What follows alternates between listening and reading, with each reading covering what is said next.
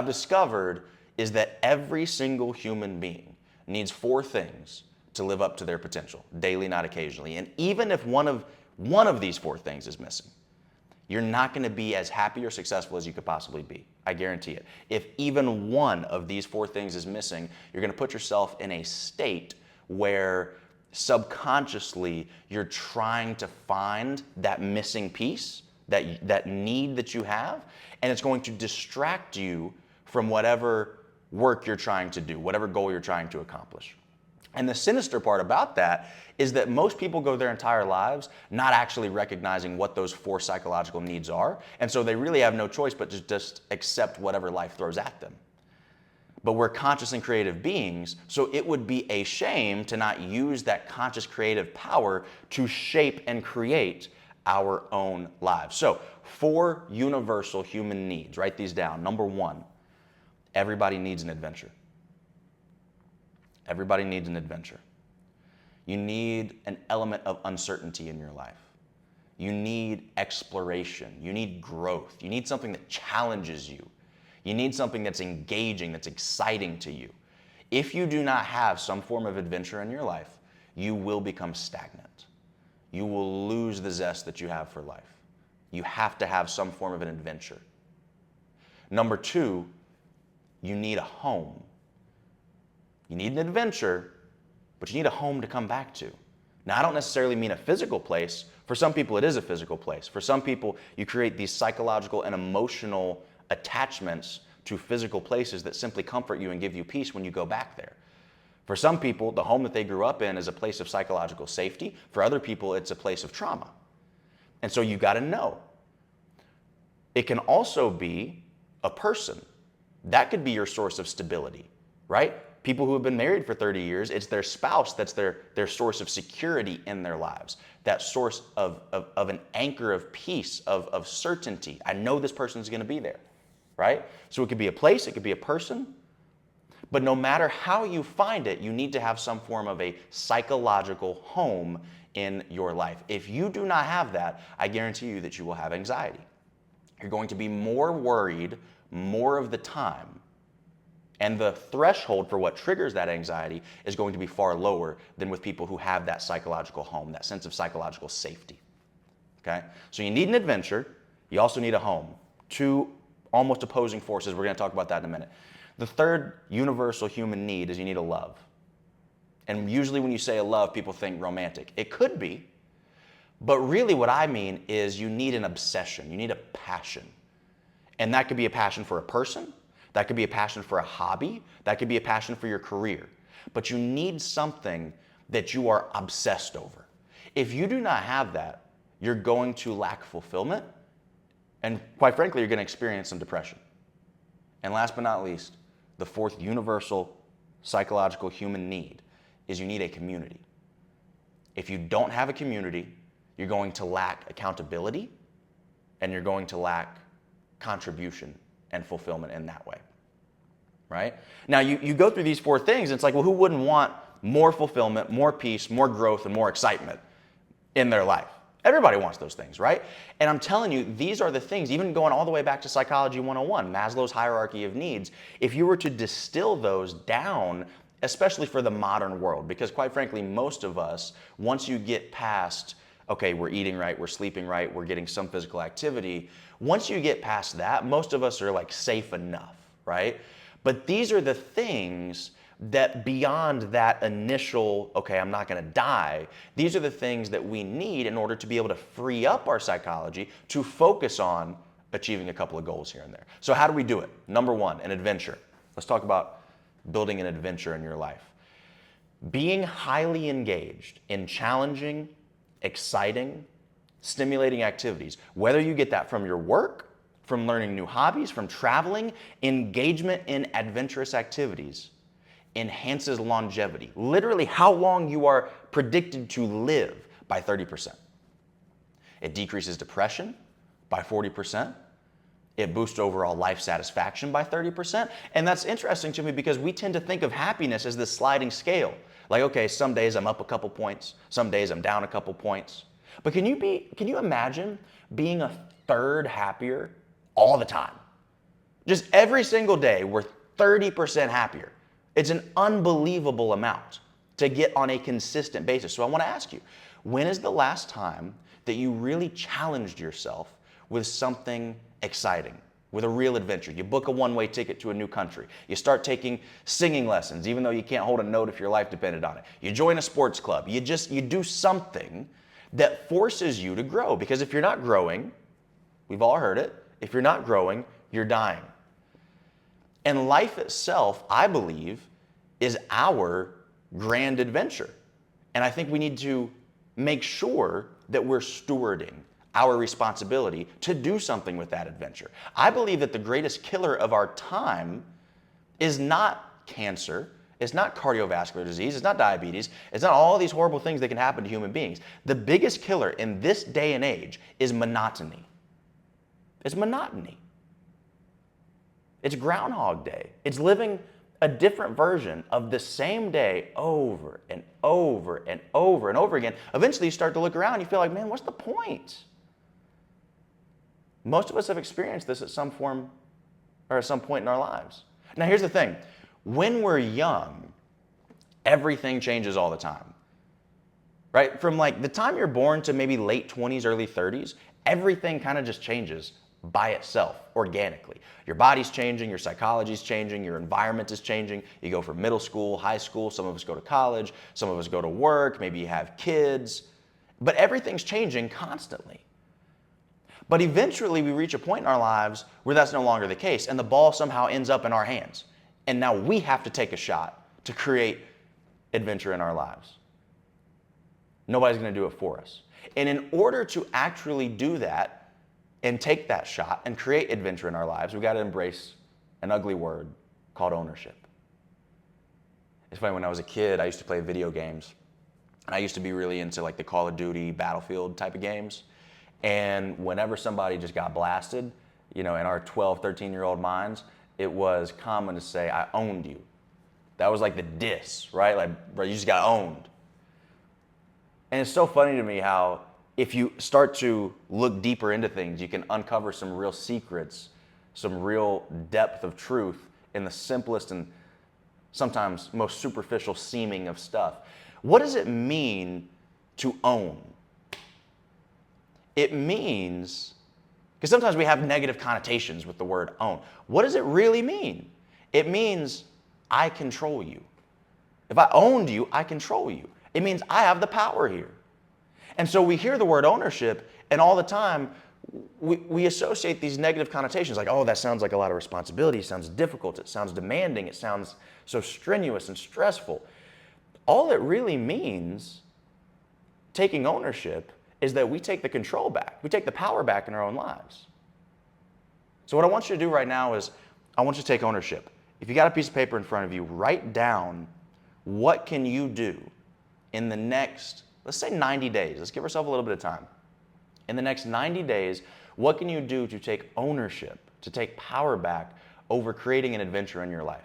How can you make things a little bit more uncertain? How can you give yourself a little more variety? How can you give yourself something that's going to challenge you, that's going to force you to grow? Maybe it's a fitness journey. Maybe you go traveling. Maybe it's that scary thing that you kind of know you need to do, but you've been putting it off for a little bit. What's that thing for you?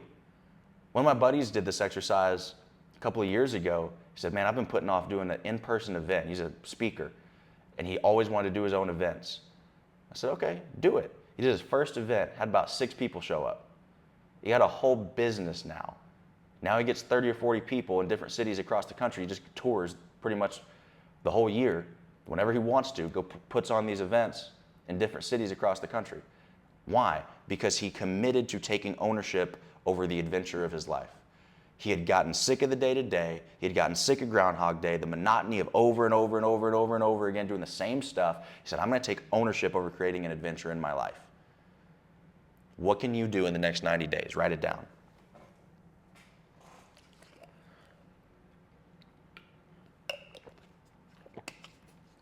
Now, the second thing, the second universal need, seems on its surface level, it seems antithetical, right? It seems oppositional to an adventure. How can you have an adventure and a home at the same time? How can you have growth and challenge and excitement and new frontiers and also have stability and security? Well, let's look at the benefits first. People with strong emotional security, emotional and psychological security, are 50% less likely to experience depression. 50%, half. That's better than any, by the way, I think this is so interesting. Big Pharma is financially incentivized to give us as many pills as they possibly can. It's an objective fact. They're financially incentivized to sell us as many drugs as humanly possible. And they've got some of the smartest people in the world working on this stuff. So think about that combination. You've got the smartest people in the world who are financially incentivized to sell you something. Even they, in the perfect storm, they've got more funding than anybody knows what to do with. They've got the perfect storm, and they can't come up with anything that is 50% effective, that decreases depression by 50%. They can't do it. Strong emotional security, 50% less likely to experience depression.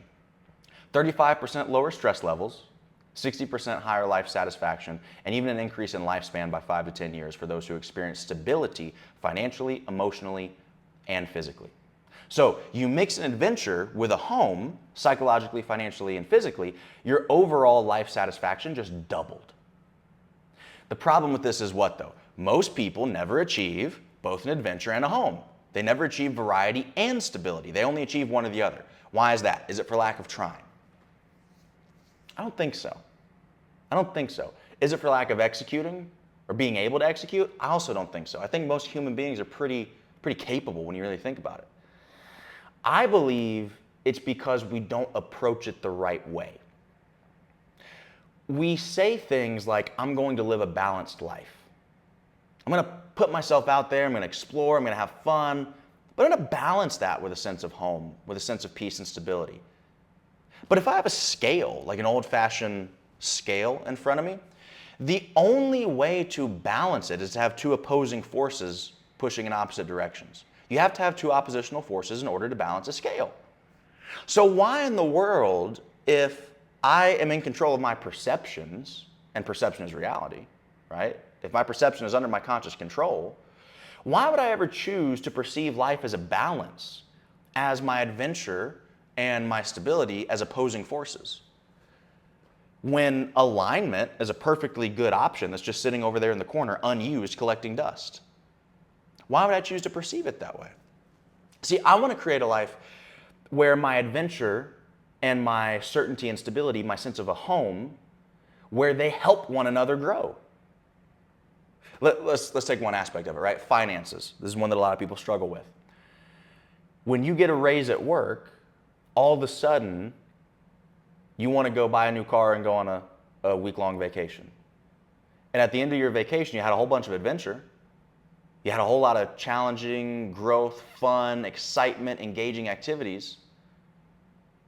But at the end of it, you realize that your raise was 10%, your expenses went up 30%, and at the end of the month, you start to realize you're out of money before you out a month. So now your adventure increased, but your stability did what? It decreased in response. This is what most of us do. Now you have a less safe and secure home base psychologically than you did before. So what do? We got to stop trying to balance everything. Stop robbing Peter to pay Paul. We create a system. Okay, here's my adventure budget. 5%, 10%, whatever works for you. We spend only that fixed percentage, and that could be time budget too, by the way. It doesn't necessarily have to be a financial budget, but we spend that budget on adventure, right? If you take that as a time budget, okay, 5% of my time, 10% of my waking hours, I'm going to spend that. If I got to spend 50% on work, 40% on family, 5% on fitness, whatever that looks like, I got to spend 5% on doing something new that challenges me and excites me. It could be a time budget or it could be a financial budget, right? Emotionally, it works exactly the same way, by the way. If you get adventure from being around a variety of people, but that ends up hurting your emotional stability because you're always, like we all know those people, like every single time we see them, they got new girlfriends. Like, weren't you dating? What happened to so-and-so? Wait a minute, what? We know those kind of people. Again, adventure? Heck yeah. Stability and security? Not so much. The emotional toll it's going to take on you is going to weigh on you, right? You're hurting yourself in an attempt to find that adventure. So what do? We don't do the opposing forces thing. Maybe that means, okay, we find the one, we got the committed long-term thing, and then we find adventure within that. Every week we go do a new date night, something brand new we've never done before, we do it together, right? That's one way to do it. Physically, cliff jumping, great adventure. Is it in alignment with physical stability? I don't know. So I think you get the point. We're going to seek alignment rather than seeking balance. So what I want you to do right now is write down on that paper, I want you to write down the word alignment. Okay, just write down the word alignment. And underneath the word alignment, I want you to write down physically, emotionally, financially, spiritually. Those are our 4 subcategories. Alignment, physically, emotionally, financially, spiritually. Now don't do it right now because we don't necessarily have time. We got a lot of material to cover, but after the webinar is over, or if you're watching the recording, pause it right now. And I want you to write down 2 ways under each of those subcategories that you can align your adventure and your home in that aspect of life. How do you align your adventure and your stability in each of those 4 categories, physically, emotionally, financially, and spiritually? Okay? That's the assignment. Now, once we have our adventure, once we have our home or our stability, psychologically, that's a good start. We got 2 more to go. Number 3 is a love. And this one is tricky because in adventure, we can book a vacation or join a Pilates class. You know what I mean? Like, we know how to do that. It's pretty intuitive. A home, stability, we understand intuitively, most of us understand intuitively, the idea of alignment, of getting my emotions, my finances, my physiology to help me stay stable and not subtracting from that stability to fuel our adventure, right? Creating that synergistic lifestyle. We understand that. But love is like, I mean, how dare we even attempt to mess with the realm of the gods, right? But we know it's important. We know it's important, but it somehow seems out of our control. I love the people, sometimes these, especially these new age masculinity influencers on Instagram and TikTok, there's these guys, they're talking about, love is just some pseudoscience psychology and it's all about discipline. You don't need love in your life. True love doesn't even exist anyway. It's all a setup, blah, blah, blah. And you look at the stuff you look at the people who are saying this stuff. You just look at them and you look at their face and you're just like, man, you look like a real bundle of freaking joy, don't you? Like, you look real freaking happy. It's like, I don't know if I want to trust you, man. And the data prove that. 30% higher energy levels, 50% increase in self-reported happiness scores. Life kind of sucks if you don't have something or someone that you love. But unlike an adventure and unlike a home, we can't just go make it happen. It's something that has to kind of be organic. It's a little bit out of our control, or at least I think that's what we've all been led to believe. See, I believe that God, the universe, whatever you choose to call it, this constant energy that we're all surrounded by and inhabited by, is filled with unending love. And so I think the irony about this one is we don't need to go looking for it because it's already all around us. What we need to do is make ourselves ready to receive it. We can't snap our fingers and make love appear in our lives, but we can sure make ourselves more attractive to it, can't we? We can make ourselves better conductors and receptors of it, can't we? And how do you do that? You get rid of all the junk that's in the way. We got to eliminate the contaminants that are distancing us from that love that we seek. By the way, again, love can be for a sport. For me, the first love of my life was gymnastics. I spent 15 years of my life dedicated to that. And it was something that I was passionate, I was obsessive about it. A lot of people, especially entrepreneurs, by the way, find this in their work. They become passionately obsessed with whatever their calling is in life, right? Whatever their career is, whatever their mission is. So it could be a person, it could be a romantic love, but it could also be something a little bit different. No matter how you find that, you need to find it. What we need to do is eliminate what I call the contaminants. In science, the fundamental element of life is carbon. This is so interesting to me because all living things are made up of carbon, right? Including us. Carbon in its raw form can become one of 2 things. There's really only 2 options for carbon to become as it evolves in its own life cycle. It can become a dirty old lump of coal, or it can become a diamond. And we've all heard this motivational misconception about how this transformation takes place. Most people use this cliche of, well, if you take the carbon, you put it under a process of intense heat, of pressure, you cut it at the end of all that, what you'll be left with at the end of that process is a diamond. And that's why we, as living beings made up of carbon, we got to go through a little heat and a little pressure in our lives. We got to get cut in our lives. And it sounds great as a motivational speech, right? It's not like it's really, the setup is just beautiful. The problem is it's not true. You take a piece of carbon and you put it through all the same processes of heat and pressure that create diamonds, and you can still be left with a lump of coal. Why? Because it's contaminated. If that carbon is mixed with nitrogen, with oxygen, any other contaminants, any other molecules that ain't supposed to be there, its true glory will never be revealed no matter what you put it through. We're exactly the same way. If we don't get rid of our contaminants, our true glory is never going to be able to shine, not because it doesn't exist, not because we didn't do the work, not because we didn't go through the right process, but because it's too contaminated. So, we don't need to go out searching for this love. Not in the form of a person, not in the form of a hobby, not in the form of a business, not in the form of a calling. What we need to do is remove the contaminants within ourselves so that we can then receive the benefits of the love that already exists all around us. What good, if you want to take the romantic approach to it, what good is meeting your soulmate if you're broke, fat, lazy, undisciplined, and stuck in trauma patterns and behavior loops? You don't even love yourself. What good does that do?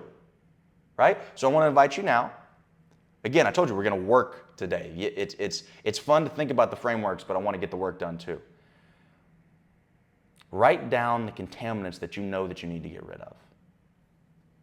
It's not about addition. Very few things in life are about addition. It's about subtraction. What elements of your character, of your spirit, of your habits, what do we need to subtract from who you are so that you can then receive love? And I always find this exercise interesting because I have found that almost always we're aware of what those contaminants are. It's just a matter of dealing with them. You know what they are. I mean, it should take you 20 seconds to write them down. And then after we write them down, after this webinar is over, again, we don't have time for it now, circle back on this one and just start to write down, what's the plan? Like, how am I going to actively get rid of these things? How do I get rid of them? Right? Finally, the last universal human need, psychologically, we need a community.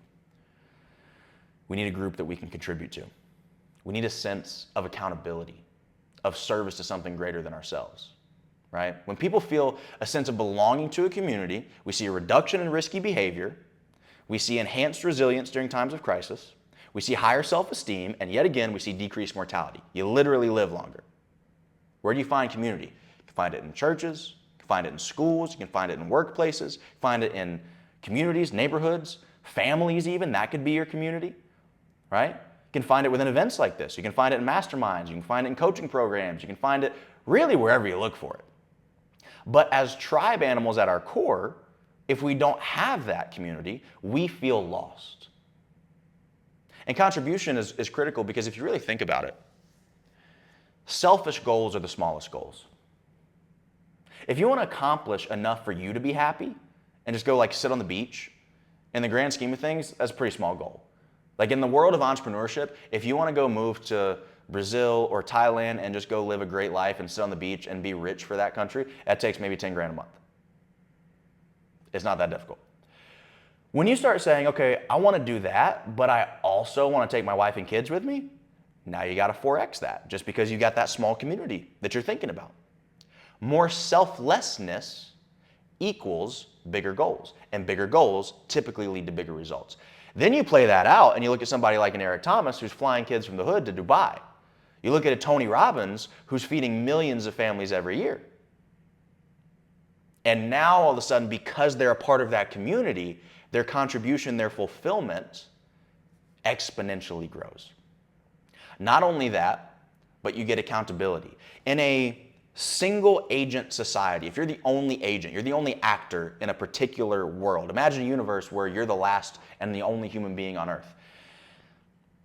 This is a fun philosophical question to play with. Does objective morality exist in that world? I don't know. I mean, you could make a spiritual argument and say, well, there's still the sanctity of human life and so on and so forth, and so you shouldn't harm yourself. But like, Does what you do really matter in the grand scheme of things? I don't know. It's a tough philosophical argument to sell because you're the only one there. It doesn't impact anybody else, right? And so belonging to a community increases accountability because now all of a sudden you can't just think about yourself. You have to think about, how do my actions affect me and how do my actions affect my community? And all of a sudden your standards have elevated in an instant. So write down, what communities do you belong to, and how can you contribute to them even more in this upcoming year? That's the assignment for this one. What communities do you belong to, and how can you nurture those communities? How can you contribute to those communities? That's the 4 universal human needs: an adventure, a home, a love, a community. You have to have those 4 things as prerequisites in order to achieve